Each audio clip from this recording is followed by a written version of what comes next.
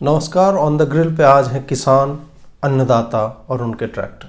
आज सुबह दरवाजे की घंटी बजी तो बाहर गया, देखा कि कुछ लोग आटा, चावल, सब्जी और दूध लेकर बाहर खड़े थे। उन्होंने मुझे सारी खाद्य वस्तुएं थमाकर 150 रुपये भी दिए और चले गए। ऐसा मेरे साथ बचपन से हो रहा है। मैं जहाँ भी गया हूँ ये सिस्टम चलता रहा। मेरे हर दोस्त के घर में यही सिस्टम है। मोटी कमाई करने के बाद भी उन्हें हर सुबह खाने पीने की वस्तुएं, गैस, कुक आदि का खर्च देकर लोग निस्वार्थ भाव से चले जाते हैं। घमंड रत्ती भर का भी नहीं। जानते हो बच्चों वो लोग कौन हैं? बच्चों वो हैं हमारे अन्नदाता, जो सिंघू बॉर्डर पर बर्फ, तूफान, चक्रवात, सुनामी, एवेलॉन्च, मिसाइल हमले, न्यूक्लियर हॉलोकॉस्ट, स्पेस डिब्री आदि झेल कर भी डटे हुए हैं ताकि आपके प्लेट में मुफ्त का अन्नदाता ब्रांड भोजन पहुंचे। लेकिन आप लोग हैं कि उसी अंबानी के समर्थन में खड़े हैं, जिसने थोड़ा सस्ता इंटरनेट दे दिया, 2 लाख लोगों को सीधा रोजगार देता है, भारत की जीडीपी में ठीक ठाक योगदान देता है। लेकिन उससे क्या होता है? आप इंटरनेट तो फ्री का भी दे दें, खा तो नहीं सकते ना, है कि नहीं? वहीं सिंघू बॉर्डर वाले किसान भाई जो फ्री में आपको आटा, चावल, दाल, मुर्गा, अंडा, जौ से बनने वाली बियर और दारू हर सुबह रूम पर पहुंचा देते हैं, उसी के सहारे जिंदा और कृतज्ञ इंसान। अब देखिए कि 11 बार सरकार के साथ बातचीत हुई। सरकार ने कल तो 1.5 घंटे इंतजार करवा दिया। अपमान हो गया ना, अन्नदाता का अपमान हो गया। ट्रैक्टर वाले अन्नदाता का, मामूली अन्नदाता है ये, उसका अपमान आपने कर दिया। उन्होंने क्या किया था? थोड़ा सा सुप्रीम कोर्ट की बात नहीं मानी, थोड़ा सा सरकार को कह दिया कि 4 चवन्नी घोड़े पर, तुम्हारा प्रपोजल हमारे स्कोडे पर। अब प्रपोजल पसंद नहीं है तो क्या अन्नदाता को सिंघू बॉर्डर से थोड़ा सा संसद चलाने नहीं दिया जा सकता? जब किसान ट्रैक्टर चला सकता है तो संसद क्यों नहीं? क्या यही है अच्छे दिन मोदी जी? एक दिन के लिए इन सारे लोगों को आप सांसद बना दीजिए। सिंघू बॉर्डर के पंजाबी, हरियाणवी किसान भाई हैं। आखिर पूरे देश के किसानों का भला वो नहीं चाहेंगे तो कौन चाहेगा? बस पूरे देश में जो गेहूं धान खरीदी जाती है उसका लगभग आधा हिस्सा सिर्फ इन्हीं 2 जगहों के अन्नदाताओं से लिया जाता है।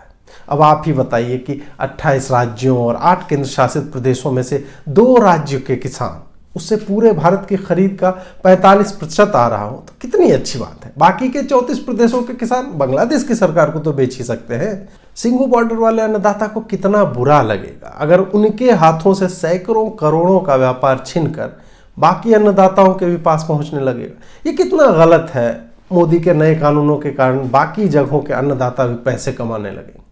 फिर अंतर क्या रह जाएगा ब्रो?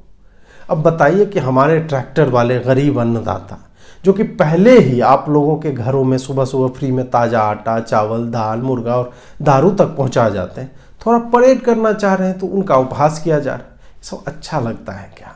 आप देखिए कि इस भयंकर गरीबी में वो 2-2 लाख ट्रैक्टर लेकर आ रहे हैं। आपको पता है एक ट्रैक्टर का मूल्य कितना है? और गांव वाले कितने किसानों के पास ट्रैक्टर होता है?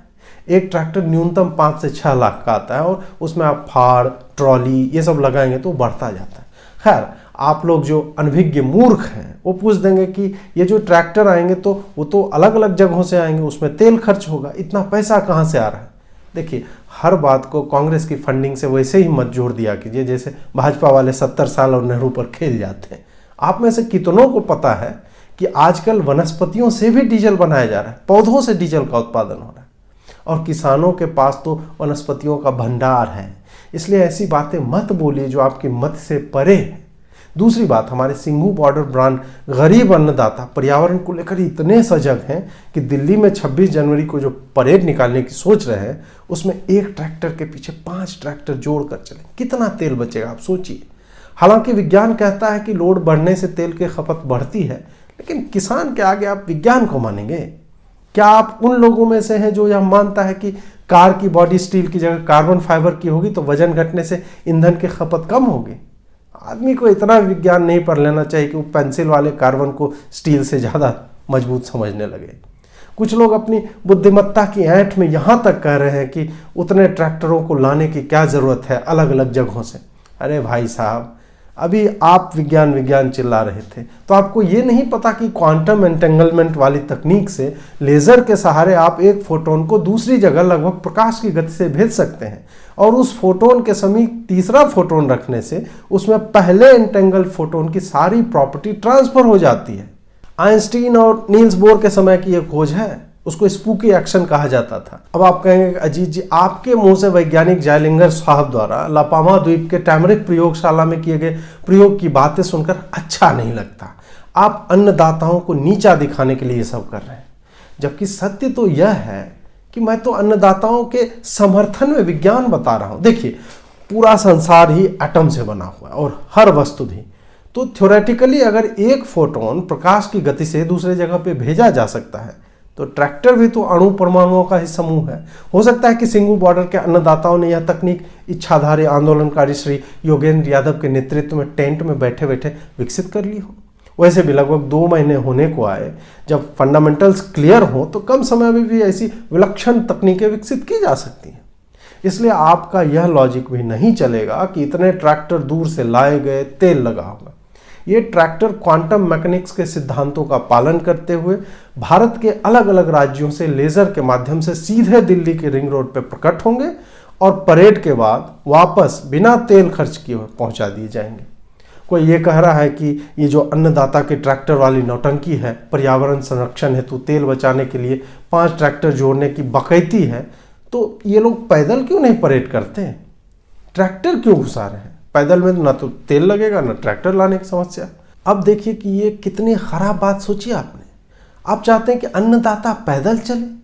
जो अन्नदाता दिन भर कुदाल चलाकर खेत जोतता है, पसीने से खेत को सींचता है, रक्त जलाकर मंडी तक जाता है और सैकड़ों बोरी अनाज सरकार के गोदामों को दान कर देता है फ्री में, उसे आप थोड़ी देर ट्रैक्टर पर बैठने नहीं देना चाहते? लानत है सर आप। ट्रैक्टर की जगह अगर पैदल चलेंगे किसान, तो क्या पूरे देश को पता नहीं चल जाएगा कि इनकी टोटल संख्या बस 2,000 है?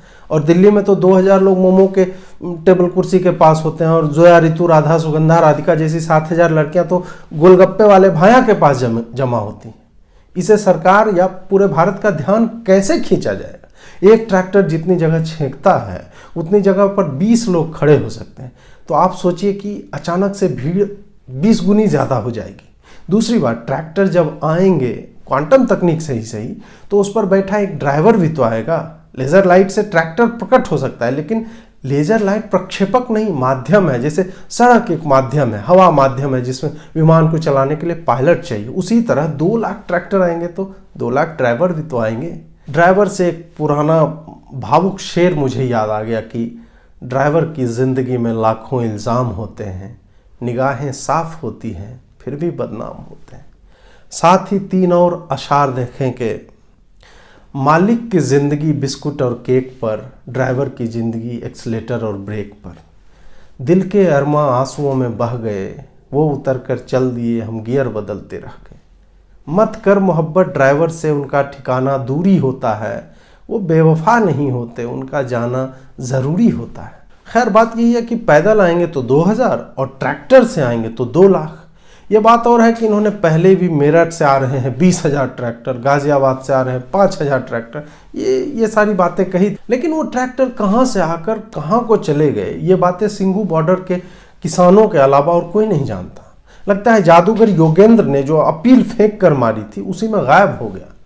लेकिन 26 जनवरी में जो आनंद है, आप सोचिए कि ऊपर से राफेल उड़ेगा, नीचे किसानों के ट्रैक्टर, ऊपर जय जवान नीचे जय किसान, और जय विज्ञान तो मैं पहले ही बता चुका हूँ। ये साहित्यिक पंक्तियां मैं 24 जनवरी को बोल रहा हूँ, और अगर 25 या 26 को बकैत कुमार के प्राइम टाइम में यह दिख जाए तो मुझे दाद दे, नहीं दिखे तो समझिए उसने लिखकर शर्म के मारे डिलीट मार दिया हो। बहरहाल बात यह है कि अन्नदाताओं का अपमान नहीं सहेगा हिंदुस्तान। ये नारा भले ही सिंघू बॉर्डर के टेंट में लिखा जाता है और नहीं सहने वालों में कुल 20 लोग भी नहीं होते, फिर भी हिंदुस्तान को खींच लिया जाता है।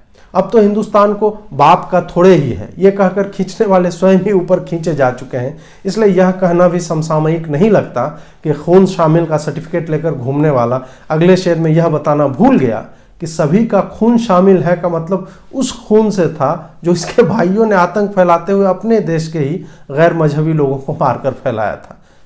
लेकिन जो आदमी अपने घुटनों की ताकत लिए डॉगी बनने बनाने का शौक वाले समय से पहले ही निपट गया, उस पर निजी आक्षेप करना मुझे शोभा नहीं देता, क्योंकि मेरे एक एक पंच 2-2 करोड़ के हैं। आप हमारे अन्नदाताओं की व्यवस्था देखिए कि सूचना और तकनीक के दौर में इन्होंने योगेश नामक लड़के को किडनैप किया, सिंघू बॉर्डर पर नग्न करके बुरी तरह से पीटा और यह कहा कि उसे अगर जान बचानी है तो प्रेस कॉन्फ्रेंस में यह कहना होगा कि दिल्ली पुलिस ने उसे 26 जनवरी को 4 किसान नेताओं की हत्या करने के लिए भेजा है।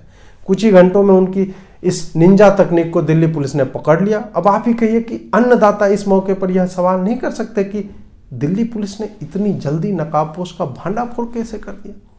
लेकिन मैंने जब उन अन्नदाताओं से बात की तो उन्होंने बताया कि उस लड़के को इसलिए धमकाया गया ताकि वो अगले दिन पकड़ा जाए और देश में दिल्ली पुलिस की छवि अच्छी बन जाए। उन्होंने मुझे निजी तौर पर फ़ोन करके बताया कि दिल्ली पुलिस वैसे भी सुप्रीम कोर्ट द्वारा भी लताड़ी जाती है। पिछले साल शाहीन बाग के कारण भी उन्हें काफ़ी भला बुरा कहा गया। इसलिए अन्नदाताओं ने अपनी छवि की परवाह न करते हुए दिल्ली पुलिस से कहा कि जा सिमरन, जी ले अपनी ज़िंदगी। जो भी हो, हमें और आपको यह नहीं भूलना चाहिए कि ट्रैक्टर वाले गरीब अन्नदाता जो अडानी अंबानी को गरियाते हैं, लेकिन टाटा, बिरला, बजाज को कभी भी कुछ नहीं करते। भले ही जियो के टावर का जनरेटर चुराकर गुरुद्वारे को दान कर देते हैं, जबकि खुद भी रख सकते थे। 1500 टावरों को क्षति पहुंचाते हैं और उसी कंपनी के इंटरनेट से वीडियो अपलोड करके प्रोपेगेंडा करते हैं। वही अन्नदाता आपको हर सुबह अन्न दान में दे जाते हैं। आपको यह नहीं भूलना चाहिए कि हर दिन 3500 करोड़ रुपयों के व्यापार के नुकसान और तीसरी तिमाही में कुल 70,000 करोड़ के व्यापारिक नुकसान के बाद भी वो हमारे अन्नदाता हैं, जिन्हें यह सुनिश्चित करना है कि भारत के 26 राज्यों के किसान से सरकार 2 या 1% या उससे भी कम मात्रा में अनाज खरीदे, लेकिन पंजाब और हरियाणा से 45% की खरीद बनी रहे, ताकि उनकी भयंकर, भयावह, हृदय विदारक, बरबसी, अश्रुधारा बहाने वाली, हड्डियों में सिहरन पैदा कर देने वाली इस विलक्षण गरीबी का दौर ऐसे ही चलता रहे और बाकी किसान अपनी आगे का आपको पता ही है। नमस्कार। आशा है दोस्तों कि ये एपिसोड आपको अच्छा लगा होगा। पिछले एक सप्ताह से आपका सहयोग जो मिल रहा है इस चैनल को, उसके लिए बहुत बहुत आभारी हूँ। आशा है कि आप नोटिफिकेशन बेल दबा देंगे, सब्सक्राइब कर लेंगे और इसे शेयर करके अपने मित्रों में भी फैलाएंगे, ताकि आपको हर एक नया वीडियो जो सप्ताह में मैं 1 या 2 वीडियो डालने की कोशिश कर रहा हूँ वो आपको तुरंत ही मिलता रहे। बहुत बहुत आभार आपका जुड़ने के लिए। नमस्कार।